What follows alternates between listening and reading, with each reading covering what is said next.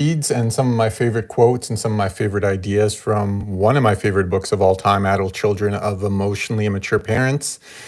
This book just crossed 1 million books sold, and it's probably even higher now because it spent the last 5 weeks on the New York Times bestseller list, something like 15 years after it came out. So if you're a writer really working on any creative project and you're worrying about, when are the results going to come in, just know that one of the biggest books in the world, it took it, more than a decade to finally hit the New York Times bestsellers list. And, more than 1 million books sold before it got there. And now it's been sitting pretty there for the last month and a half or so.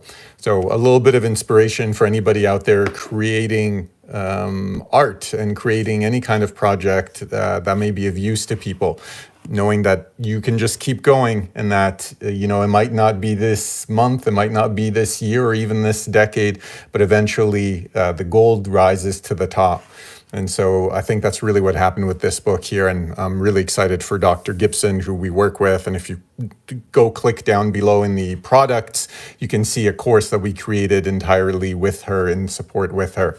But today I just want to read a little bit from this. I think for most people who haven't read this book, I think what's going to be the most enlightening is to talk a little bit. I'll read from the first page, which I've done on here before, to kind of give you a little sense of what kind of childhood we're talking about, or even more specifically, what kind of emotions that live inside us as adult children of emotionally mature parents. And then we'll look at the 4 kinds of emotionally mature parents and the descriptions of them, because in talking to people, what I found is that those 2 things, really the emotionality that we feel as adults and then the description of our parents, is some of the most validating and enlightening parts of this book, and really has you feeling, or has a lot of people feeling, this kind of sense of, oh my God, my life wasn't unique, right? My experience, in the best way possible, right? My experience wasn't unique. I wasn't crazy. This is really a thing. I wasn't just imagining all these things that my parents have been gaslighting me for all these decades, right? It really happened. It makes sense. It's actually much more systematic, and kind of like the ways they act, the ways they behave, the way they treat their children is actually much more prescriptive than it seems, right? And so at first you feel like this was my own unique experience, and you feel like I'm going crazy, like I say that it's this way and my parents kind of gaslight me and tell me that it wasn't that way at all, but this is how I feel inside. And so we often question ourselves before we kind of get exposed to this information. And in reading about the 4 types of parents that we're going to do in a minute, it really brings that kind of aha moment of like, no, I'm not crazy. I really experienced what I experienced, and here it is in the flesh, right? Like as simple as ABC. If they're this kind of parent, they're going to be like this. If they're this kind of parent, they're going to be like that. And it's one of the most validating books I've ever read. And the only book that I hear consistently, I've now been doing this stuff for like the last 3 years talking about this book. And the thing I hear most consistently about this book that I never even hear one time about any other book, and yet with this one I hear it, every couple of months I'll get a comment about it at the very least. And every time I create content around it, I hear that it was so difficult to get through. And I'll put an addendum to that mostly people are talking about the first 3 or 4 chapters, which are super, super heavy. But they say, in reading this book, I had to continuously take breaks from it because it was so heavy and so kind of enlightening in almost like a terrifying kind of way. Really, it brings everything to the surface and exposes everything. That it was so difficult to get through that I had to stop reading it, take some time to process and reflect, and then come back to it. And that was exactly my experience. I had to take multiple breaks, especially in the first 3 chapters, in order to process and to just kind of sit there with my eyes wide open, in the way when something really hits and you're kind of like looking up at the sky and your whole life, your whole childhood is flashing before your eyes. And that's an experience that seems maybe not completely unique, but there aren't that many books that lead to that kind of impact. And I hear about it all the time. And so Let's read and see if that's for you, if you resonate with that, if it impacts you in the same way. And so before we get into the 4 types of emotionally mature parents, I just want to read you this like page or page and a half that really, it's why it's such a hard book, because it hits you right off the bat. And if you're here, let me know if this resonates with your childhood experience. So she says, emotional loneliness comes from not having enough emotional intimacy with other people. It can start in childhood due to feeling emotionally unseen by self-preoccupied parents, or it can arise in adulthood when an emotional connection is lost. If it's been a lifelong feeling, it points to the likelihood of not being sufficiently emotionally responded to as a child. Growing up in a family with emotionally immature parents is a lonely experience. These parents may look and act perfectly normal, caring for their child's physical health and providing meals and safety. However, if they don't make a solid emotional connection with their child, the child will have a gaping hole where true security might have been. Oof, what a line, a gaping hole where true security might have been. The loneliness of feeling unseen by others is as fundamental a pain as physical injury, but it doesn't show on the outside. Emotional loneliness is a vague and private experience, not easy to see or describe. You might call it a feeling of emptiness or being alone in the world. Some people have called this feeling existential loneliness, but there's nothing existential about it. If you feel it, it came from your family. And I love this. This is the really the part that resonated with so many people, and speaking to them is that gut feeling of emptiness. That's how she phrases it in a different part, a gut feeling of emptiness or being alone in the world. Children have no way of identifying a lack of emotional intimacy in their relationship with a parent. It isn't a concept they have, and it's even less likely that they can understand that their parents are emotionally immature. All they have is a gut feeling of emptiness, there it is, which is how a child experiences loneliness. With a mature parent, the child's remedy for loneliness is simply to go to the parent for affectionate connection. But if your parent was scared of deep feelings, you might have been left with an uneasy sense of shame for needing comforting. When the children of emotionally mature parents grow up, the core emptiness remains, even if they have a superficially normal adult life. Their loneliness can continue into adulthood if they unwittingly choose relationships that can't give them enough emotional connection. They may go to school, work, marry, and raise children, but all the while, they'll still be haunted by the core sense of emotional isolation. Yeah, there's so much there, and if you've grown up with these type of parents, then you'll know it by this kind of gut feeling of emptiness, of going through life, kind of checking off all the boxes. A lot of people report to like, I have a decent life, right? I should feel happy, right? I have the family, I have the husband or wife, I have the kids, I have an okay job, right? Whatever it is, I have my friends. And yet at the core of it, there's this sense of emptiness that just lives underneath the surface that you can't seem to shake, right? Let me know if that resonates with your experience. And so this kind of early part of the book, she talks often about the emotional experience of children of emotionally immature parents, right? How they grow up, how they develop, what they feel like as they go through it. Which is obviously important. It's very validating, but I think really the most impactful part for me was in learning specifically about the 4 types of emotionally immature parents. So let's read a little bit about what are their similarities and how they're different. And so she says here, despite their different styles, all 4 types have the same underlying emotional immaturity. All tend to be self-involved, narcissistic, and emotionally unreliable. And this narcissistic part, she may, in speaking with her, I think maybe at this point she may have changed that a little bit, because I asked her about that once in one of the interviews that you can see on our page. I asked her about the connection between emotional immaturity and narcissism, and the quote that always stuck in my mind that she said, all narcissists are emotionally immature, but not all emotionally immature people are narcissists.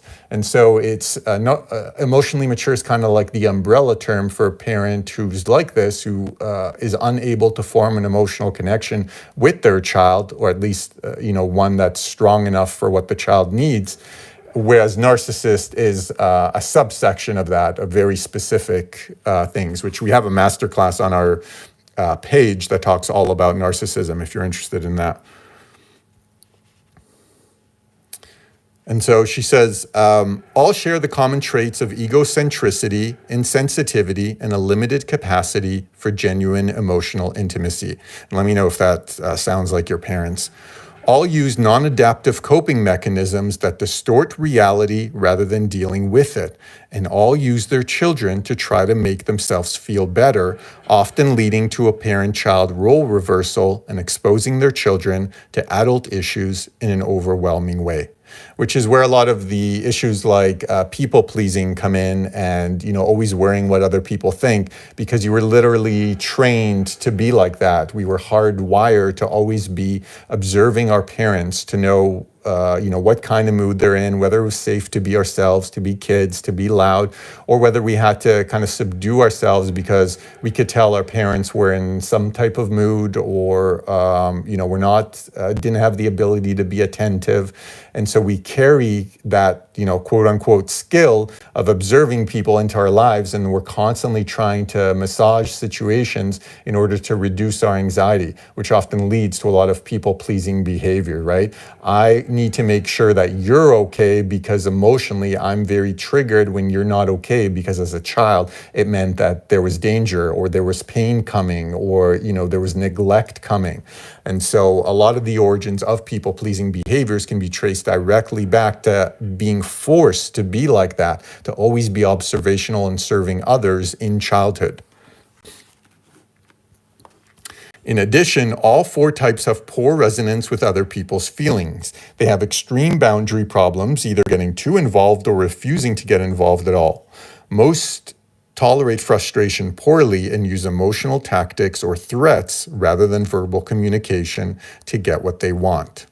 All four types of parents resist seeing their children as separate individuals and instead relate to them strictly on the basis of their own needs. And with all four styles, children end up feeling de-selfed because their needs and interests are eclipsed by what's important to their parents.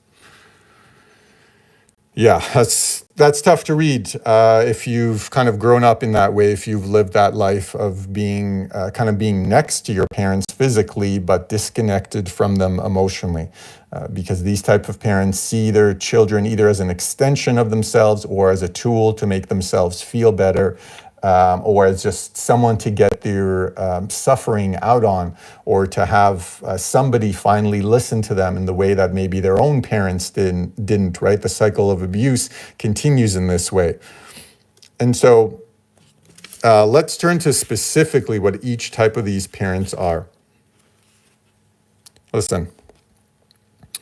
Although each type undermines a child's although each type undermines a child's emotional security in different ways, all of them relate to their children with limited empathy and unreliable emotional support, and their fundamental lack of sensitivity is the same.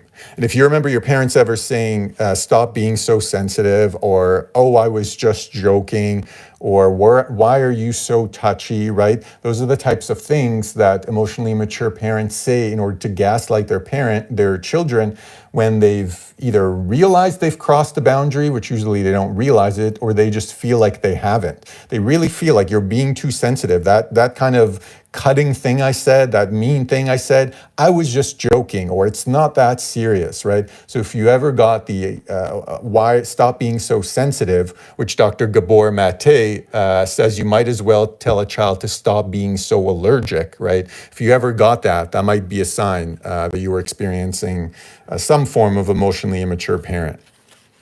And so here are the four types of parents. Emotional parents, let me know which one of the four seems to resonate most with you.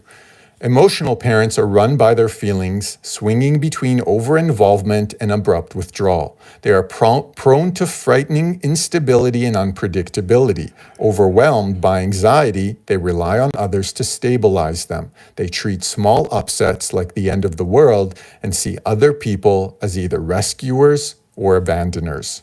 Driven parents are compulsively goal-oriented and super busy. They can't stop trying to perfect everything, including other people.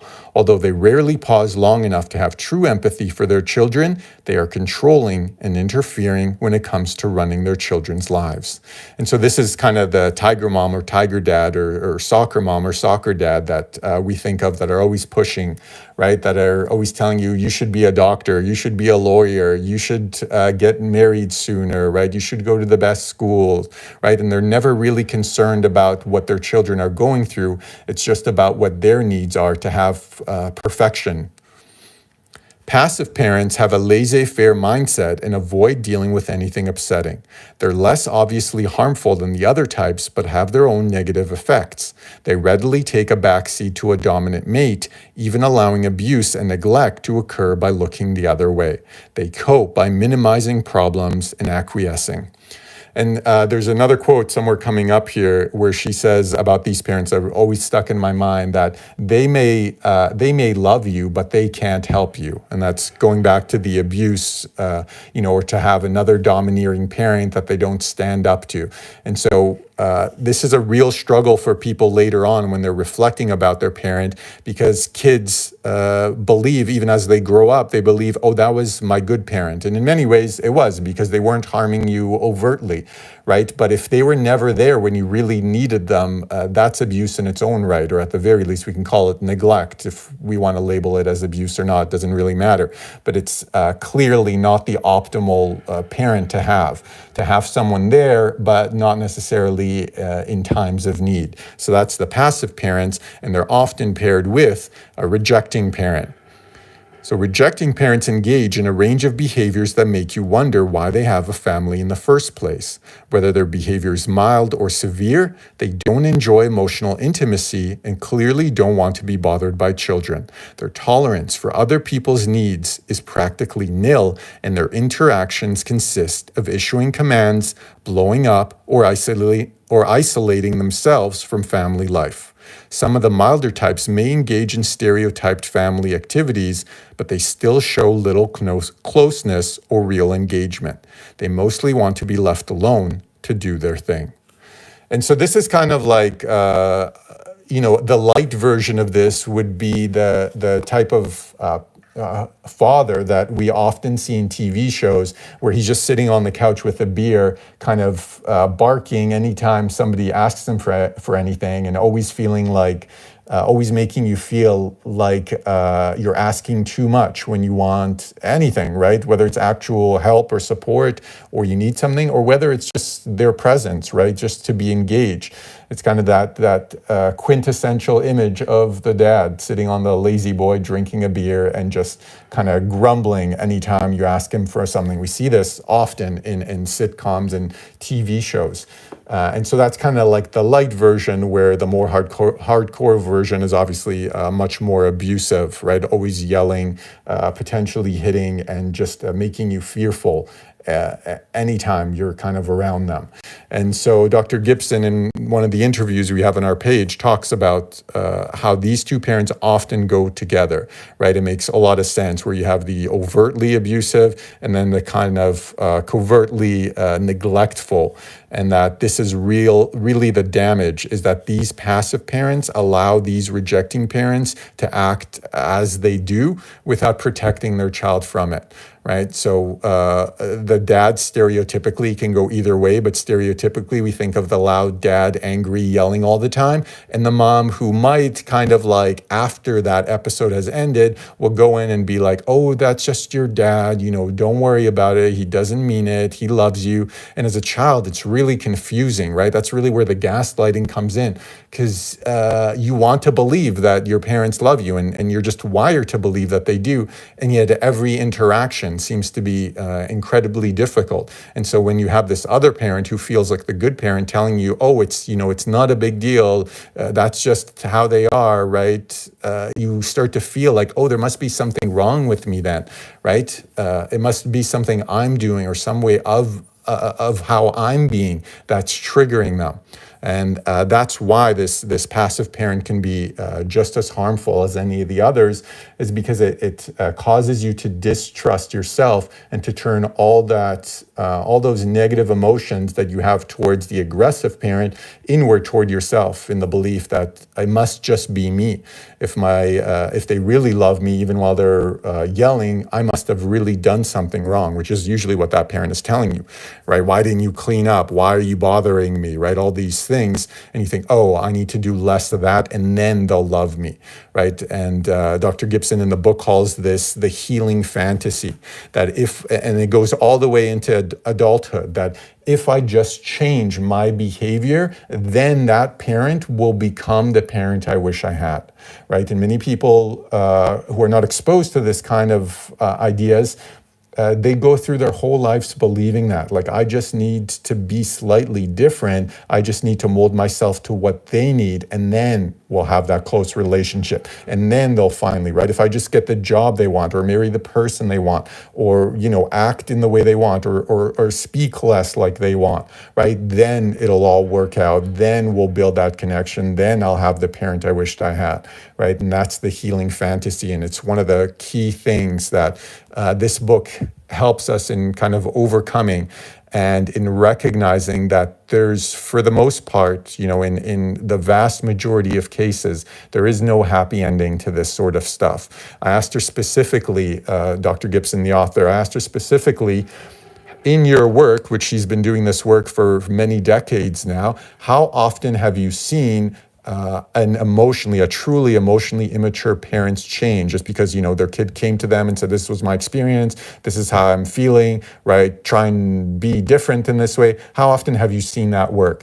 And her response was essentially like, less than a handful of times, right? She says it is possible, it can happen, but the problem is that most of these, kind of like a telltale sign of emotionally mature parents, is that they never think there's a problem. They don't actually see that there's something wrong. Even if you tell them, they'll go back to that deflecting, that gaslighting, the you're just too sensitive, right? And so that healing fantasy is something that if we want to heal from this type of upbringing, we have to find a way to let go of that. Otherwise, we're going to be trapped in this false hope that one day it'll be different. But in working with whatever number Dr. Gibson's worked with, hundreds or thousands of these of children and parents, in her own words, less than a handful of times has she seen it actually make a difference. And so a lot of the work of later in this book is about how do we deal with them if we still have to, if we're still alive, or we live with them, or we see them regularly. How do we deal with them knowing that they're super unlikely to change, right? A lot of people, myself included, we read this book and we're like, oh, I get it now. Now let me just tell them, and then they'll see it too. But that's just not how emotionally mature parents work, right? Their default is to self-protection by saying, you're crazy, you're too sensitive, I don't know what you're talking about, that never happened. And so what are the ways that we can interact with them and deal with them knowing that that's the case? And that, one of the most helpful parts of the answer to that is just the awareness that they are going to be exactly how they've always been, right? You're going to go to them and you're going to tell them your piece if you decide to do that. And they're going to say all those things that are so triggering at first. But what Dr. Gibson points out is we want to do that with the expectation that that's what's going to happen. And that alleviates all the pain of them not reacting how we hope they will, right? So it's okay, maybe let's have that hope there. You never know, maybe your parents are one of the handful of parents who will listen and change. But if we go in expecting that, I'm not telling them for them to change, I'm telling them because I want to say those things. I want to put it out there. And if they react exactly the same way as I'd expect them to react, right, if I was being objective, which is exactly the same way they've reacted to everything else, then it won't be so triggering. Then I'll be able to go out there, I'll be able to give my piece, say my side, and just expect that, nothing's going to come out of it from their end. And that's the approach I took with my parents. And it was so helpful compared to like the fighting that comes with like expecting them to see it your way. If you just expect that I'm going to say my piece and they'll probably do the same thing they've always done, it really alleviates a lot of that pressure.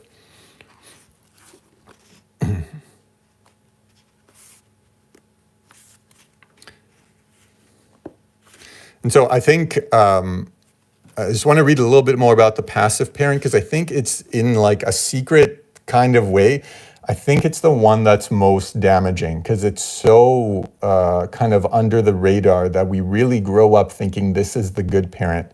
And it's only later when we start to do this work, and especially when dealing with a rejecting, aggressive parent, we start to think, hey, the fact that they didn't protect me, the fact that they waited until the blowups were over to kind of sneak into my room and try and calm me down was just as hurtful, if not more so, because with the aggressive parent, we can see their actions, we can see how they're hurting us. But with the passive parent, that stays under the radar for so long, for many people their entire lives. And so it's one that if you had that parent that you think, oh, they're my favorite, but then when you look back and think, why didn't they help me more? Why didn't they protect me? Why didn't they stop it while it was happening instead of later on? This could be a huge unlock for you that might free up a lot of that negative energy that lives inside and a lot of those self-doubting questions. And so she says, compared to other types, these parents seem more emotionally available, but only up to a point. When things get too intense, they become passive, withdraw emotionally, and hide their heads in the sand. They don't offer their children any real limits or guidance to help them navigate the world. They may love you, but they can't help you. And that was the line that just played on in my head forever after I read this, and it just kind of lives there now. They may love you, but they can't help you, right? If you were raised by one abusive parent, it usually meant the other one was passive. Otherwise, they wouldn't have allowed it to continue. And so this line might really resonate with some people who had that experience. While passive parents often enjoy their children, have fun with them, and make them feel special, the children sense that their parents aren't really there for them in any essential way. In fact, these parents are famous for turning a blind eye to family situations that are harmful to their children, leaving their kids to fend for themselves. Children who adored a passive parent can become Children who adored a passive parent can become adults who make excuses for other people's abandoning behavior. And that's kind of like the cycle of abuse internally as well, right? Always finding people in relationships, in romantic relationships, who are like our parents. So whether that's passive, right? Not really present, not able to talk about their emotions. Whenever you want to have a deep conversation, they deflect or complain, like, why are you always bringing this stuff up, right? They're just not emotionally attuned. And most of the time, all we're doing is really revisiting things that we experienced in childhood, whether it's out in the world or in our relationships. So if you find yourself often with these kind of, neglectful, maybe not overtly abusive, but not really deeply connected partners, it might be a reflection of that, of something you experienced. And then kind of the other one that I'd say probably even more people end up in relationships that replicate this kind of stuff is people who grew up with the rejecting parent, right? This is the worst one. This is the overtly abusive and harmful parent. She says, rejecting parents seem to have a wall around them. They don't want to spend time with their children, excuse me, and seem happiest if others leave them alone to do what they want. Their children get the feeling the parents would be fine if they didn't exist. These parents irritate These parents' irritated demeanor teaches their children not to approach them. If pushed for a response, they may become angry or even abusive. They often use avoidance of eye contact to signal their distaste for emotional intimacy, or sometimes employ a blank look or hostile stare designed to make others go away. So if you remember kind of being a child and your parent was watching TV or reading the newspaper or whatever, these days on their phone, and you just try and engage with them and they're just giving you one-word answers, not making eye contact, and just generally feel bothered. This is that type of parent. And unfortunately, we kind of replicate that in our romantic relationships as well, finding partners who stimulate that same kind of suffering. Children of rejecting parents come to see themselves as bothers and irritants, causing them to give up easily, whereas more secure children tend to keep making requests or complaining to get what they want. This can have serious ramifications later in life when, as adults, these rejected children find it hard to ask for what they need. So more of these origin stories for people pleasing is having these rejecting parents and learning that the only way to get any kind of attention or validation is to be exactly how they want us to be, to do the things that they want us to do, excuse me, and that no other way of being would get any level of connection. Not that, doing what they want will get us much, but it'll get us a little bit of something. And so if you think about it, that's exactly what people-pleasing behavior is like, right? Molding ourselves to be what other people need in the hopes that they, love us or care for us or appreciate us in that way. And the unfortunate thing is most people who demand you to be a different way aren't going to accept you even when you are exactly the way they want you to be, right? Or at least not for very long, or at least not in a very deep manner. And so those are the 4 types of parents, right? If you missed any of that, this is kind of the recap here on the back. The emotional parent who instills feeling of instability and anxiety. The driven parent who stays busy trying to perfect everything and everyone, right? The tiger mom or tiger dad. The passive parent avoids dealing with anything upsetting. That's where the quote comes in. They may love you, but they can't help you. And the rejecting parent, which is that quintessential angry dad in the TV shows, who is withdrawn, dismissive, and derogatory. So I'd love to hear in the comments if any of that resonated, what type of parents you feel you had. And if you've read this book, what really stood out about your experiences? What part of it was most validating for you as you do this work of healing? And again, if you look down below, if any of this leaves an impact, and you look down below at where we have our items for sale, we created a course in collaboration with the author, Dr. Lindsay Gibson, that kind of goes through all this, kind of all the validation and all the information about how our parents were, and then all about the healing process and how we get there. And so that's linked there. And if you want just something free and easy, you could just go to our page and watch some of the interviews with Dr. Gibson. As well as if you join in the membership, there's a couple of bonus interviews and Q&As there with Dr. Gibson as well. So I hope that's been helpful. Thank you for hanging out today. And if you have any questions or want to see more from this book, or have any recommendations for books you'd like to see on these streams, just let me know by the comments. Thanks for hanging out, everybody. Have an awesome rest of your day.